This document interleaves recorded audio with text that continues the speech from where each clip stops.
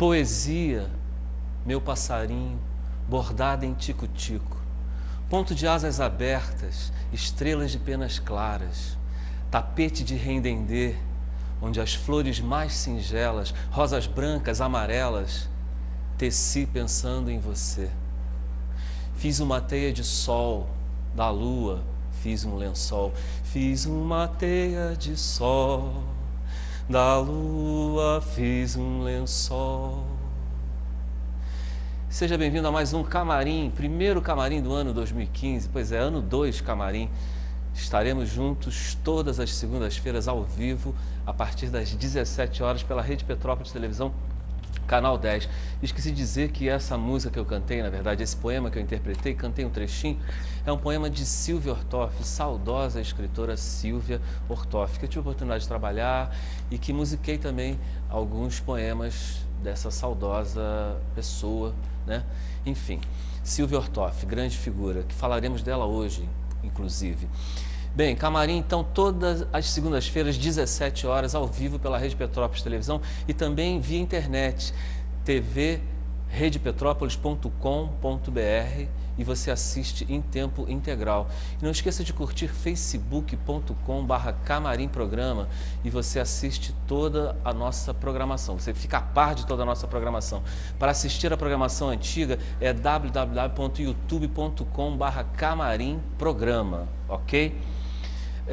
Bem, nosso convidado especial de hoje, antes de falar do nosso convidado especial de hoje, eu quero mandar um abraço. Estão me pedindo para mandar um abraço, né? Vou mandar um abraço para a galera lá do Jambalaya, para, né, os moradores desse condomínio muito interessante. Um grande abraço para vocês que estão aí nesse condomínio em plena natureza, né? Em plena mamãe natureza que cobre esse condomínio maravilhoso.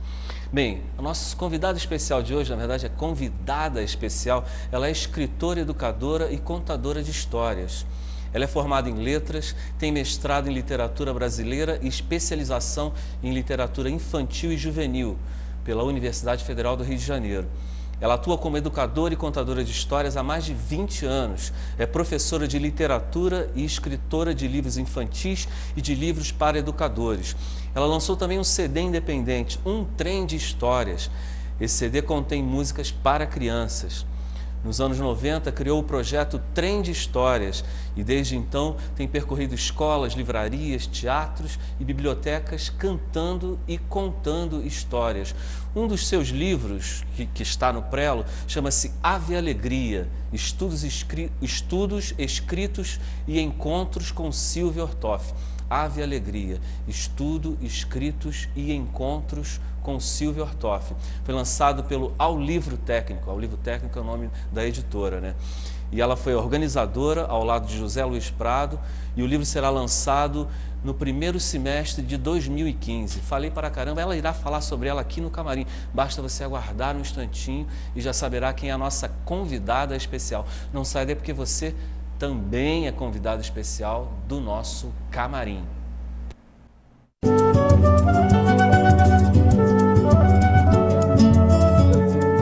Estava frio porque na época que eu fui à Rússia era justo pouco depois da caída do muro. Era um momento onde a Rússia estava muito esquisito, muito especial. Era um instrumento para acompanhar as canções. Sim. Tem muito pouca coisa escrita para a guitarra. A guitarra normalmente era popular. Então a vihuela era um instrumento que se tocava na corte, um instrumento culto.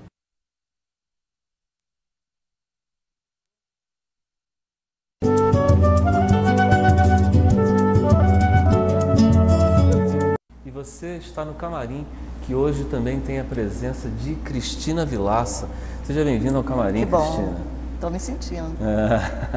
Muito bem. Muitos camarins pela vida? Então, muito tempo, né? Muita estrada. Mas esse aqui é especial. Né? Esse camarim é especial. Pô, fico feliz da sua presença aqui. Obrigada. Tá chovendo muito no Rio? Chovendo muito. Fiquei até com medo de rolar a ladeira abaixo. É mesmo? Você até perguntou, né, se tinha caído alguma barreira aí? Pois é, deu pânico. Então, chovendo a beça lá no Rio. E Petrópolis, que chove bastante, não está chovendo. Tá lindo. Aqui tá lindo. Pois é. Então, como é que começou a arte na tua vida? Já nem sei. Não lembra? Já tem muito tempo. Eu acho que é a infância, né? A gente vivia numa casa cheia de livros. E o meu pai, ele voltava do trabalho e sempre trazia um disquinho. Aquela coleção de disquinho do João de Barro. Era o João de Barro. Eu tive muito desses livros coloridos. Olha, tem um tempo anterior também que não eram coloridos. Tinham, eu peguei a época do colorido. Teve o colorido também, mas passei por várias etapas. Tinha da Continental e tinha essa coleção de disquinho do Braguinha. E eu acho que o encantamento foi muito dali. Tinha uma biblioteca muito perto da minha casa. Se eu te falar que o meu maior encantamento também foi através desses disquinhos, cara, meu encantamento artístico foi... E eu esqueço às vezes de contar isso, mas você está me lembrando, me rememorando essa coisa, porque foi muito forte na minha vida também. Sobretudo para trilha sonora, né, para teatro e tudo. Porque aqueles discos sempre eram permeados de música, né, as histórias e as músicas. Mas então, pode Então, continuar. acho que nós somos irmãos de criação, ou de formação, né? Pois é. Então, aqueles disquinhos, e tinha uma biblioteca muito perto de casa. E eu frequentava essa biblioteca. Isso garotinha, né? Era fácil andar pelo Rio, não tinha que ter mãe levando. Era eu e as amiguinhas e tal. E ali nessa biblioteca, que era muito pequena, porém recheada de sonhos para as crianças, na Gávea, ela tinha um teatrinho de bonecos. Simplório, bonequinhos de papel machê, mas muito veinhos, assim. Mas aquilo era o suficiente para deixar qualquer criança feliz, encantada. E aí eu creio que algum tempo depois, já com 13, 12, eu fui bandeirante do Brasil, fui uns anos. E aí eu montava peças, achava que eu sabia, montava peças com as colegas, tinha algum tema que enfim, a coordenação mandava e eu desenvolvia. Aí depois, isso para depois, Maria Clara Machado na escola, a gente lia os livros e interpretava, assim, leitura de mesa, como se fosse. E aquilo me deixou embasbacada. Conheci a Maria Clara porque era bandeirante, e a Maria Clara Machado era bandeirante também, e ela nos cedeu o tablado para a gente apresentar Maria Minhoca e outras peças dela. Legal. E daí para estudar letras foi um pulo. Pulo. E também na faculdade de letras eu fazia teatro grego, a gente estudava e fazia alguma coisa. E aí foi indo, mais velhinha com os filhos, brincando, com os amigos de grupo de dança. E aí foi virando sério. Qual a função desses bandeirantes? Qual era? Desbravarem estradas? Não, acho que era uma coisa de... Esses eram outros bandeirantes. Eram outros. Era uma coisa de complementar a formação da adolescente, né? Nos anos 60 era muito comum. Hoje eu já não vejo mais. Que escola? Não era uma escola, era uma companhia que chamavam. E era dividido em faixas etárias. E eu era do B2, se eu não me engano. B2, tinha Fadinha, B1, B2 e as mais velhas eu já não lembro mais. Daí a gente acampava, a gente cantava muito, a gente gravou um disco na Philips. Olha. Era um disco com músicas bandeirantes, mas foi uma experiência interessantíssima. Eu devia ter 13. Quando nós chegamos para gravar, isso tudo ensaiamos meses, tinha uma maestrina, enfim. Nós chegamos no estúdio e o Gilberto Gil tinha acabado de gravar Procissão. Olha lá vai passando a procissão, se arrastando que nem cobra pelo chão. Ela mesma. Foi na época dos festivais, eu acompanhava assiduamente os festivais. O Gilberto Gil não estava no estúdio, mas o pessoal da técnica, os engenheiros lá, mostraram pra gente, como curiosidade, olha como é que a gente faz, aí aqui a gente junta isso. E aquilo foi um impacto espetacular. Você tinha quantos anos? 13. Legal. Dentro de um estúdio profissional? O estúdio Philips, Gilberto Gil, foi uma coisa muito... preencheu muito a minha vida. E a tua infância foi em que bairro? Foi no Leblon. Leblon? Gávea ali. Gávea, pertinho era Flamengo, a biblioteca. O clube do Flamengo, direto, fazendo natação, que eu odiava. E você é flamenguista? Com certeza. Bom gosto. Com certeza. Ali no bairro não tinha outra alternativa. Até porque a gente fazia educação física. Naquele tempo a escola pública era espetacular. A gente fazia educação física no campo do Flamengo. Oh, que legal. E convivíamos com aqueles grandes, Doval e outros. Zico, Geraldo. Antes do Zico. Antes do Zico? Antes do Zico. Então era Liminha, Renato. Eu lembro bem do Doval, porque era louro. Cantarelli, Doval. Doval foi um pouco antes do Zico. As meninas amavam. E, então Caio era... Cambalhota. Você Lembra do Caio sabe Cambalhota? tudo? Não. Aí a gente... Então era boa a infância naquela altura, porque a gente, como eu disse, não precisava de um adulto por perto. Os perigos não haviam assim, nessa proporção. Que coisa. E tinha na escola, outro dia eu estava recordando com um amigo de escola, a gente tinha uma matéria chamada música, e a professora de música, não lembro o nome dela, era a maestrina, e ela era pupila do Villa-Lobos, já era uma senhora, então ela tinha aqueles arranjos todos de coral, né, que o Villa-Lobos, décadas antes, tinha regido pelo Brasil, e aquilo também me influenciou bastante. Aquele folclore revisitado pelo Villa-Lobos, e a professora e o diapasão. Não que eu tivesse talento musical, não, mas tinha bom gosto. E aquilo criou em mim uma semente muito... Legal isso, né? Muito interessante. E é incrível, né, que você está falando do que te moveu lá atrás, né? Que semente, né, que foi plantada em você. E aí você passou a ser semeadora também, né, dessas coisas, né? E às vezes a gente pensa que a criança talvez não esteja tanto ali, né? E aquela história que você contou, aquela música que você cantou, vai ter uma repercussão para a vida toda dela, né? Às vezes a gente não atina, né, quanto a isso, né? Porque quando a gente está exercendo, a gente não está preocupado com isso. A gente sabe que é uma expressão, né? É de dentro para fora. Sim. Mas, como professora, eu tenho muitas provas de que apenas uma canção, apenas uma história podem mudar um trajeto. Verdade. Eu hoje tenho alunos que já estão casados e têm filhos, né? E eu recebo convite para lançamento de livro, banca de mestrado de alguma pessoa até um poeta, estudou Carlos Drummond de Andrade. Olha, tá vendo? Lá atrás. Porque poesia também teve uma importância significativa. Você sempre gostou das letras, né? De palavras e... Palavras. Eu tive mais facilidade do que... Comecei a estudar piano, claro, mas não era uma coisa, com certeza, um talento especial. Senão você vai fundo, né?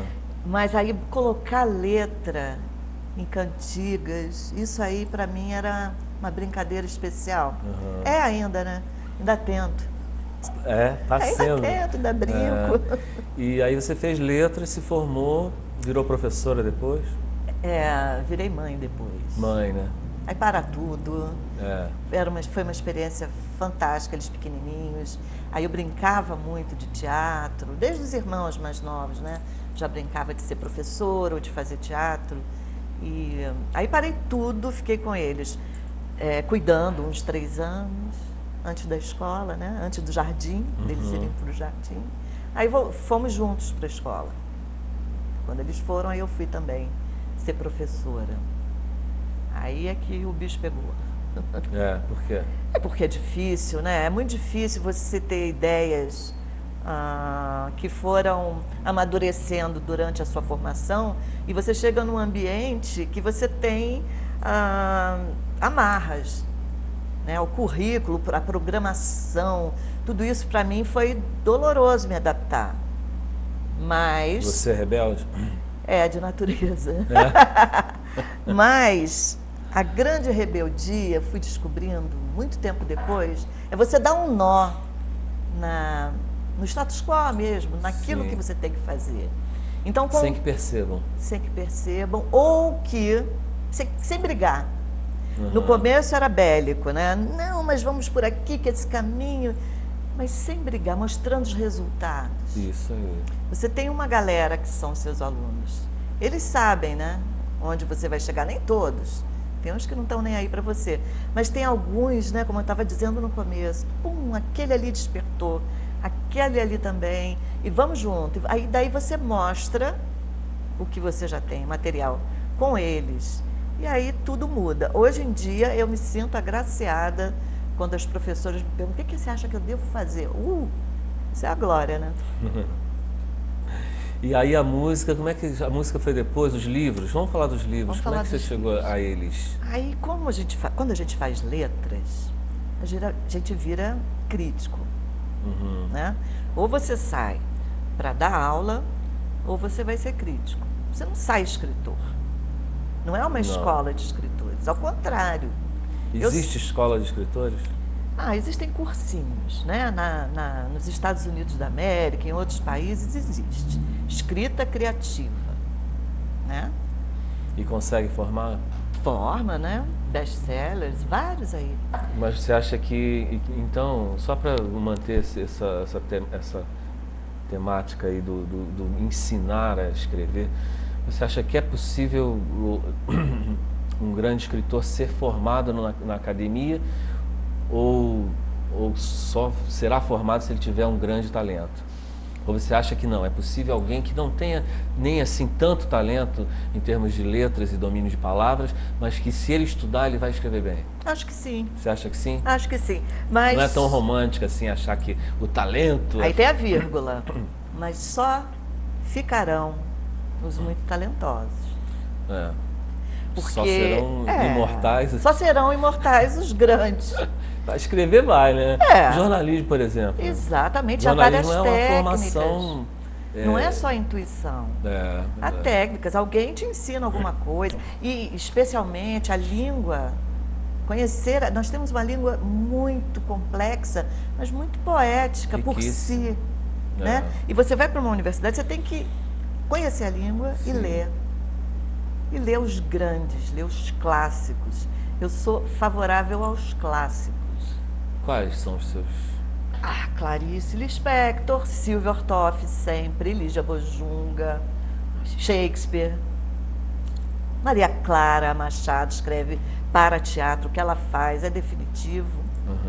Em temática, em técnica, eu colo, né? Se eu vou escrever uma peça de teatro, eu boto Maria Clara, Silvia Ortoff, Shakespeare, eu boto ali do lado e vou vendo como é o recado para o leitor, né? Como é a rubrica. Sei. E nós temos hoje... Você tem algum espetáculo, texto dramaturgo? Eu tenho. Ainda não consegui publicar, mas eu vou publicar. Eu tenho certeza. Tem muitos? Eu tenho uns 3. Um é redondinho e chama-se alguma coisa como Povo Cigano, Os Ciganos, é um bando. Para que público? Infanto-juvenil, porque é difícil delimitar. Eu vou ao teatro infantil sozinha. O meu gosto é esse. Né? Não tenho vergonha de ir, eu compro sozinho o ingresso. Sim. Ou ganho de algum amigo. Eu frequento o teatro infantil. E o juvenil, eu acho que temos uma lacuna, pelo menos no Rio de Janeiro. O juvenil tem uma lacuna. No Brasil, eu acho. Pouquíssimas montagens. A literatura juvenil atual está começando. O infanto-juvenil tem uma lacuna, o juvenil mais ainda, né? Quer dizer, até os 13 você tem uma demanda já difícil, e dos 13 aos 18... 18 está perdido, a gente tem que Esse público escrever. Também não vai, né? Detesta, né? Normalmente, via de regra, mas tem o teatro ator, não né? é um caminho tendencial a eles. Tem muita gente na escola para atores, né? De 13 aos 18. Sim. Tem fila. Atuando, né? Atuando, querendo ir para a televisão, tem fila.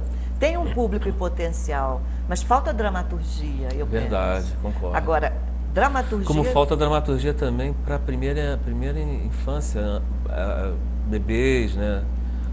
Que estão indo muito ao teatro.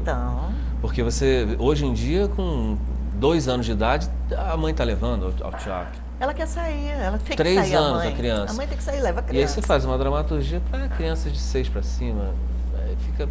É porque é muito ligado à literatura. De 6 para cima, a criança já começa a ler. Sim. Antes disso, eu dou aula para educação infantil de teatro. Não nesse momento, eu estou dando literatura infantil mesmo, mas de teatro infantil, eu trabalhei com Jardim da Infância, é possível. Né? É possível. Agora, há que se formar escritores. Então, eu defendo que os grandes escritores, que sejam professores, também ser escritor é uma coisa, ser professor é outra, né? Que tem que ter o dom da transmissão do conhecimento. Tem uma outra paixão também ali. Por isso que eu acho que eu não sou um grande talento em nenhuma das modalidades.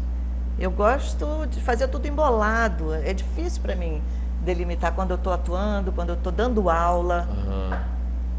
E escrever para teatro foi uma experiência fascinante. Essa história de Ciganos. Eu ouvia os personagens falando. E como eu sou péssima digitadora, nunca fiz datilografia, essas coisas, eu estava com uma fala e a resposta já vinha. Aí eu dizia, peraí, fulano, peraí, que ainda não estou, aguarda essa fala. Mas... Quem é o fulano? Era um cigano lá, José. É um personagem teu? Não é espírito. São personagens. Eles ganham vida, você sabe disso. Sim. Eles falam com você, eles se expressam. É alguma camada do nosso inconsciente chegando ao consciente, né? Há que ter uma explicação psicológica. Porque é criação, isso é criação. Não é baixar um santo que vai te dizer, isso é outro departamento. A criação, às vezes, como eu digo, as minhas mãos não dão conta do que a mente está me jorrando, está mandando mensagem. Então, tem que ter disciplina, tem que ter maior destreza motora. Ou então, o gravadorzinho, o meu não funciona mais. Eu fiquei outro dia procurando, não preciso gravar isso. Porque tem também a entonação, né? Da fala que vem na tua mente. Sim. Que depois você vai procurar a melhor forma de pontuar escrevendo. Na rubrica. Na rubrica, ou mesmo uma vírgulazinha, né? Na frase mesmo. Na frase mesmo. Às vezes é um comando, enfim. Mas qual linguagem mais te agrada escrever? A poética, a prosa, a dramaturgia, pelo visto, nem tanto, né? Você tem, mas não é uma... A dramaturgia é mais difícil. É uma carpintaria toda, né? Uma estrutura, né? É mais difícil. Você tem que... e assim, como eu tenciono publicar, é pouquíssimo publicável. Essa peça que eu sei que está redonda, que eu sei que está bacana... Encena ela, a melhor forma. A melhor forma da onde a dramaturgia deve estar não é aqui. É verdade. É mais completa, né? Em pé, né? Levantada, em ação. Mas assim, a que eu gosto mais... É complicado eu te dizer isso. Ontem tem 2 dias ou 3, enfim. Eu recebi uma incumbência da minha terapeuta. Ela disse, o nosso assunto lá era a morte, e ela disse, eu quero que você escreva alguma coisa sobre a morte.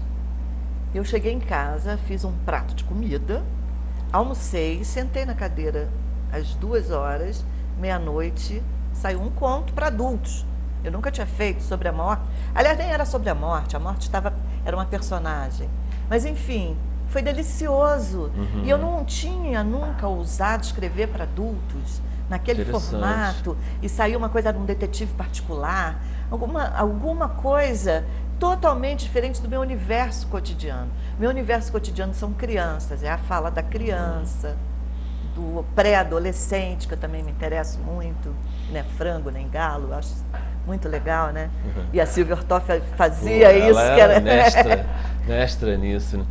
E você já tinha anteriormente sido trabalhado por encomenda? Porque isso foi uma encomenda, né? Foi uma encomenda não para publicar, mas para um trabalho terapêutico.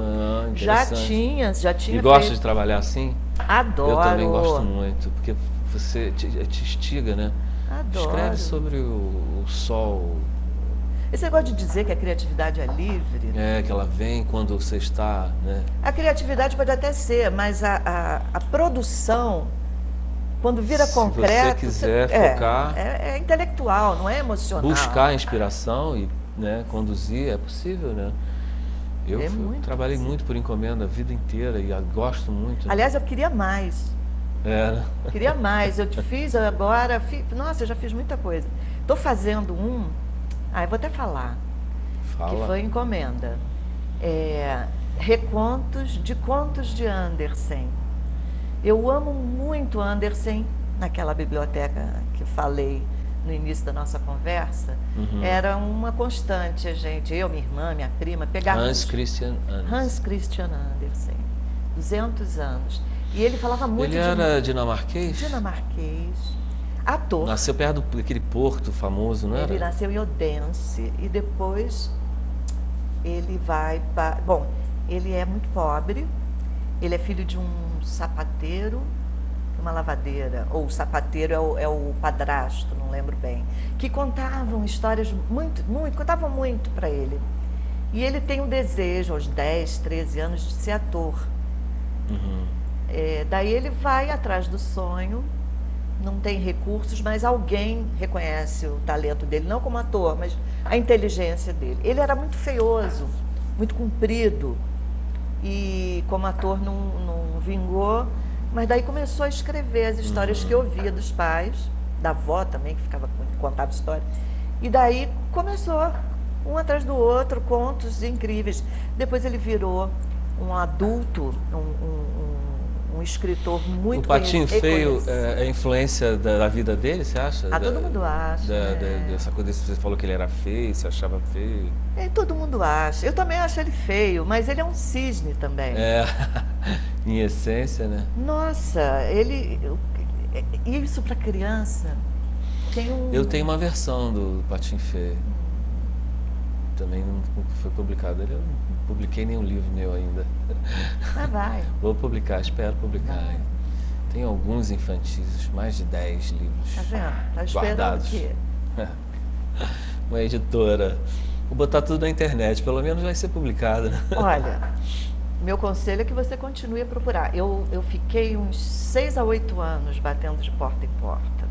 Não é fácil para ninguém. Eu não procurei, não. Eu tive uns 2 contatos, assim, pequenos, mas eu nunca fucei, entendeu? Assim. Não é forçar. Eu não forço ninguém. Fucei. Nunca fiquei procurando, assim. Você tem que buscar uma editora que tenha a ver, que você sinta que tem a ver com você. Pelo catálogo você vai vendo, esses títulos não parecem comigo. Ou, olha aqui, ele escreve... Inclusive, essa versão do Patinho Feio foi uma editora, uma das poucas que eu entrei em contato, que ela falou, não queremos inéditos, queremos só clássicos. Você tem algum clássico? Aí eu pensei... Aí eu respondi o e-mail de imediato, falei, tenho do Patinho Feio, não tinha nem escrito ainda. Isso mesmo. Aí peguei e comecei a escrever. Aí escrevi uma versão do Patinho Feio e nem mandei para a editora. Você não ficou satisfeito, não sei? Não, eu nem sei o que aconteceu, eu escrevi, aí acabou que eu perdi o endereço, sei lá o que aconteceu, acabou que eu escrevi, ficou pronto e não mandei. Disciplina. Nem lembro a editora. Tem que ter disciplina. Disciplina. Né? Porque ideias, qualquer pessoa tem, qualquer artista tem, qualquer mente inspirada tem. A disciplina que vai levar você ao objetivo. E isso não é chato, a gente estava falando. Não é chato ter encomenda, não é chato ter disciplina. Não. Ao contrário, cabem mais coisas na mala. Sim, é fundamental até, né, a disciplina. Você vê que a Bandeirante, lá atrás, a gente aprendia muito a ter disciplina. Tem hora disso, hora daquilo. Vamos fazer cantando. Legal. A Mary Poppins foi